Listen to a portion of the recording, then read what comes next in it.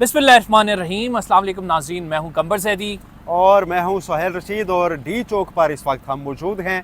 Media की कुछ गाड़ियां, कुछ सहाफ़ी, कुछ कैमरामैन और कुछ पुलिस एहलकार, कुछ सिक्योरिटी फोर्सेस के लोग हाँ, सिर्फ वो मौजूद हैं। 24 की फाइनल कॉल के बाद 25 की रात को भी आप ये एक्सपेक्ट कर रहे थे या क्या हुआ है ये?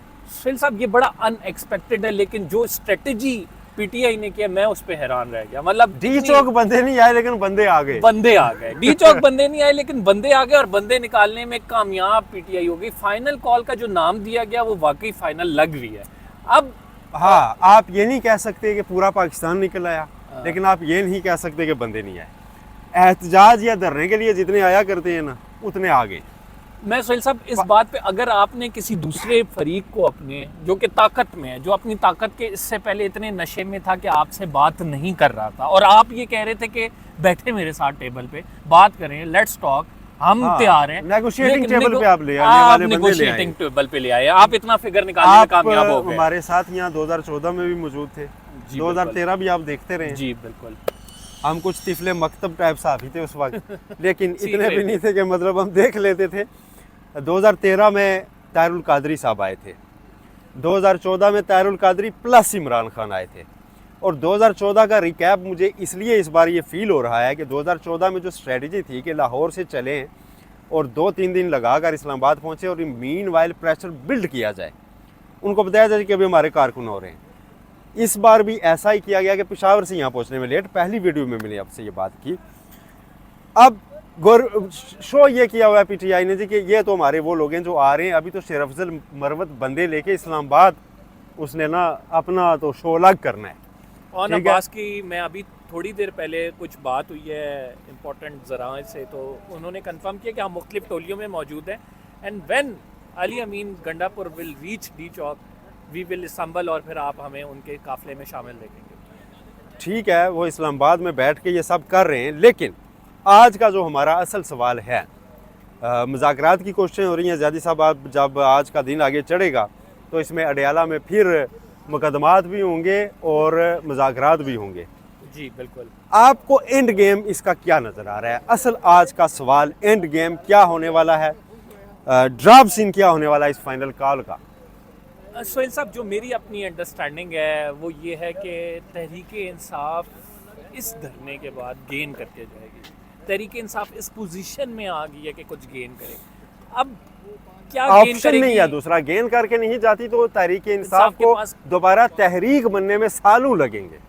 मैं ये एक्सपेक्ट करता हूँ कि तहरीक इंसाफ ने जो मैक्सिमम डिमांड्स रखी हैं, मतलब मैक्सिमम डिमांड क्या है कि आप मैंडेट वापस करें तो इमरान खान साहब अगले प्राइम मिनिस्टर हों और शहबाज शरीफ साहब जेल में हो, ये मैक्सिमम डिमांड होगी ना। जब ये गिव अप करने के लिए होती है ना। बिल्कुल, जब मैक्सिमम मांगेंगे तो मिनिमम पे कोई समझौता होगा। यास्मीन राशिद निकाल देते सर, मेरी नजर में इस मार्च का एक ही मुद्दा है कि आप इमरान खान रहा। अच्छा, ये सोहेल साहब आपने बड़ी इंटरेस्टिंग बात की। अब देखिए, मैं अभी भी इस ऑफ द रिकॉर्ड हम जब बात कर रहे थे तो मैं आपको ये बता रहा था कि 24 की कॉल ना बड़ी कैलकुलेटेड कॉल है। इमरान खान साहब ने हर चीज़ को एनालाइज किया है। कानूनी महाज पे केसेस कहाँ हैं? आपके इस टाइम इमरान खान साहब पे करप्शन की कोई केसेस नहीं है, ठीक है। वो जो साइफर का केस बना था उसकी बखिए उधड़ गए, ठीक है। जो तोशा खाना 1-2 दोनों में जमानते, ठीक है। इसके साथ जो आपका 190 मिलियन पाउंड है वो पोटेंशियल केस है कि उसमें आपको सजा हो सकती है, लेकिन ये गवर्नमेंट ने कार्ड रखा हुआ है ना। हाँ, ये गवर्नमेंट ने, लेकिन इमरान खान ने उससे पहले अपना कार्ड खेल लिया। और अभी जो है वो 8 मई के केसेस, जिसमें आप प्राइम वो भी नहीं है, एक्यूज भी नहीं है, वो केसेस आपने 27 को उनकी हेयरिंग है 8 की। तो मीनवाइल इमरान खान ने एक लॉन्च कर दी अपनी कैंपेन, और वो लॉन्च ऐसे की कि कोई इतना ख्याल भी नहीं था। मैं और आप ये बातें कर रहे थे कि यार पता नहीं कितना क्राउड निकलेगा, लेकिन ज़ैदी साहब अभी अगर रिलीज हो भी जाता है ना तो एक इशू है। 109 मिलियन पाउंड स्कैंडल में गवर्नमेंट नहीं इस वक्त मानेगी किसी भी सतह पर। ये केस बनाने वाले इस केस में ट्रायल कोर्ट से रिहाई नहीं होने देंगे। पहले हाई कोर्ट से हो जाए तो हो जाए। कि एंड सीन आपकी नज़र में क्या है इसका? मेरी नज़र में इसका एंड सीन ये है, मेरी नज़र में तो ये है, बेयर मिनिमम पे आएंगे, तहरीक इंसाफ बेयर मिनिमम पे मानेगी। मेरी नज़र में भी यही है, मानना पड़ेगा, और उन्होंने रखा भी यही हुआ है। और उसमें 2 ऑप्शंस हैं कि गवर्नमेंट उनको यकीन दहानी करा सकती है और साथ संजीदगी दिखाने के लिए लाहौर से कुछ रिहाइयाँ हो सकती हैं। और कुछ पीटीआई की एक सेकंड टियर लीडरशिप जो है ना, अभी तो देखें, अभी जैसे वो पाकिस्तान की ए टीम गई होती है ना, या कोई वो हांगकांग सिक्सेस खेलने के लिए, अभी तो पीटीआई को 2 साल से वो लोग चला रहे हैं। बिल्कुल ऐसा ही है। शाह महमूद कुरैशी बाहर नहीं है, महमूद रशीद नहीं है, वो अब पंजाब में मेरा ख्याल है अपने आप को स्ट्रेंथन करने के लिए चाहेंगे कि आप उनके लोगों को कुछ रिहा करें और उसमें कुछ अच्छा गुड विल जेस्चर गवर्नमेंट दे सकती है। और हो सकता है कि खान साहब फिर ये भी कहें कि अच्छा ठीक है, 1 हफ्ते में 109 मिलियन पाउंड स्कैंडल डिसाइड करवाओ और उसकी फिर हाई कोर्ट से सस्पेंशन हो सकती है। ठीक है, उसमें कोई वीक सी जजमेंट आ जाए, सज़ा कम दी जाए, वो सस्पेंड हो सकती है। तो एक ये तरीकाकार लीगल सा ऐसा और फेस सेविंग खान साहब और पीटीआई के बीच में होगी कि हम तो केसेस तो अपने लड़के जीते हैं जी, हम तो गवर्नमेंट से लेके नहीं आए।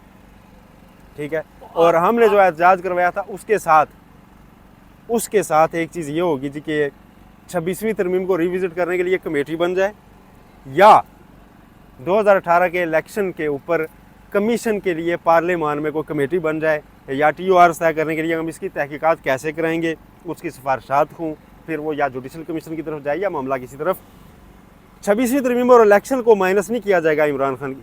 2 पॉइंट्स के ऊपर ये लेके उठेंगे इससे पहले, अगर मुज़ाकरात होते हैं तो। अगर तो मारा मारी होती है तो फिर तो बात हो रहा है। यार सैयद साहब, मेरा चूँकि माइक बंद हो गया, मैं आपका ये लेके करूँगा बात। हाँ, 26वीं आईनी तरमीम पे मैं इस बात पे कन्विंस्ड हूँ कि हुकूमत भी आ जाएगी कि इसको मामले को अगर डिले करना है तो वो कहेगी कि ठीक है, हम इस पे जी बनाते हैं कमेटी, TORs देखेंगे, इसको फिर रिविजिट करेंगे, देखेंगे कि इसमें क्या बेहतरी हो सकती है, आपके ग्रीवेंसेस क्या है। लेकिन एक चीज़ बड़ी इंपॉर्टेंट है, अगर इमरान खान साहब सिर्फ इस चीज़ पे आते हैं कि भाई आप इलेक्शन ट्रिब्यूनल से सर फैसले कराएं, 6 माह देते हैं, आप तमाम केसेस के फैसले कराएं। उन्होंने रिटायर्ड जजेस की तैनातियाँ चैलेंज की हुई हैं, फिर वो भी मांगेंगे। ऐसा नहीं है ना कि रिटायर्ड जज बैठ के नवाज शरीफ, मरीम नवाज वाला के केसेस डिसाइड कर रहे हो तो इमरान खान चुप नहीं रहेंगे। मसला पता है क्या है, 26वीं तरमीम के ऊपर इशूज़ पैदा होना शुरू हो चुके हैं। आज आपको पता है जुडिशल कमीशन का कल इजलास था, उसमें क्या हुआ कि चीफ जस्टिस याहिया अफरीदी साहब ने वोट नहीं किया। उन्होंने कहा जी मैं अब सिंध हाई कोर्ट के जजेस के ऊपर बतौर चीफ जस्टिस पाकिस्तान को ये नहीं ये तो गलत मैसेज आएगा। उन्होंने वोट नहीं किया। तो जिसमें चीफ जस्टिस पाकिस्तान वोट ना कर सके, वो मतलब किस तरह की आप ये कर रहे हैं। फिर सिंध हाई कोर्ट के चीफ जस्टिस चाहते थे कि सारे आईनी बेंच का हिस्सा बने, मैं भी हूँ, और के आगा को लगा दिया, उनको नहीं किया। तो के आगा साहब, इनका नाम तो असनाद मलिक साहब ने ना, जब ये 26वीं यानी तरमीम अभी माँ के पेट में थी, देना शुरू कर दिया था कि पीपल्स पार्टी सिर्फ के आगा साहब को सारा कुछ दिलवाने के लिए ये कर रही है। अच्छा, मैं आपको बताता हूँ कि दीगर सूबों में भी आईनी तरमीम के तहत दीगर सूबों में भी कॉन्स्टिट्यूशनल बेंच बनने हैं। पंजाब में मामला कहाँ है, हालांकि नून लीग की हुकूमत है जिसने ये तमाम 26वीं आईनी तरमीम के आर्किटेक्ट है। KP में मामला कहाँ है, बलूचिस्तान में मामला कहाँ है, क्यों सिंध को ये ज़रूरत पड़ी?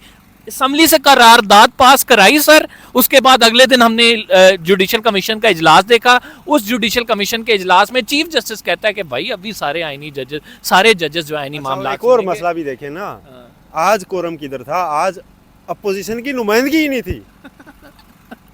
आज वो सारे तो आपको पता है कि लगे हुए हैं इस तो हाँ, तो डिले नहीं किया गया मामला, और उन्होंने फौरन बना दिया। उन्होंने कहा जी नहीं आते तो ना आए।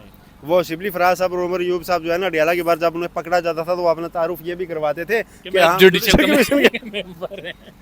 तो यहाँ तक मामलात पहुँच चुके हैं।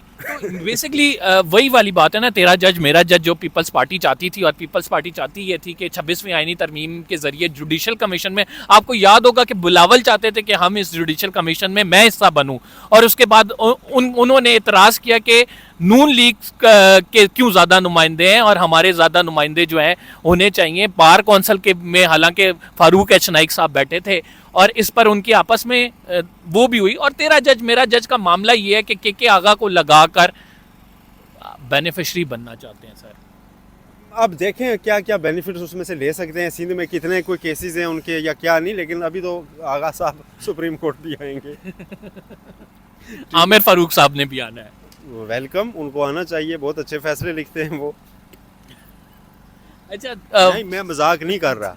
नहीं, वो अच्छे फैसले लिखते हैं, लेकिन when it comes to Imran Khan तो उनके फैसलों को अच्छाई से कुछ हो जाता है उनको।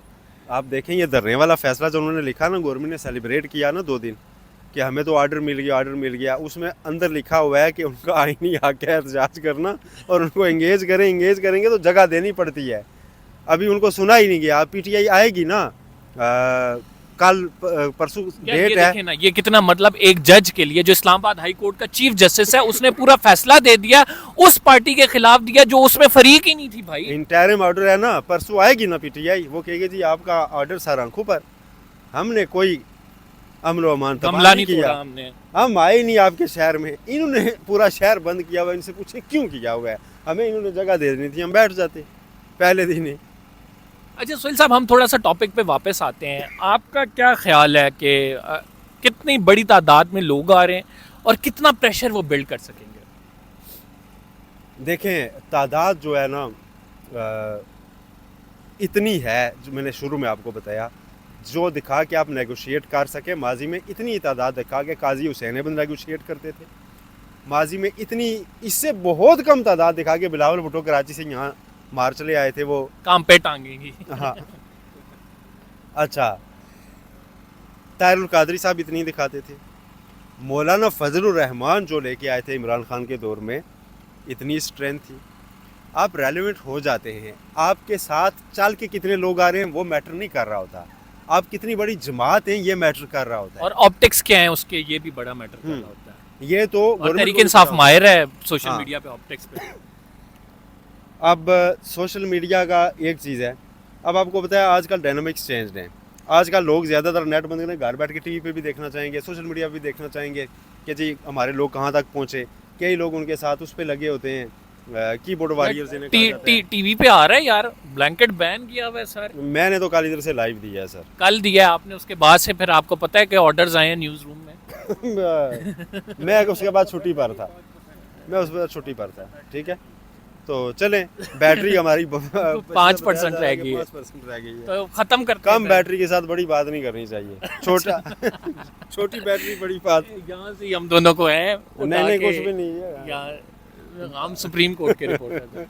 अच्छा हम खत्म करते सुप्रीम हैं। कोर्ट के जजेस को पहले पूछें आप, रिपोर्टर।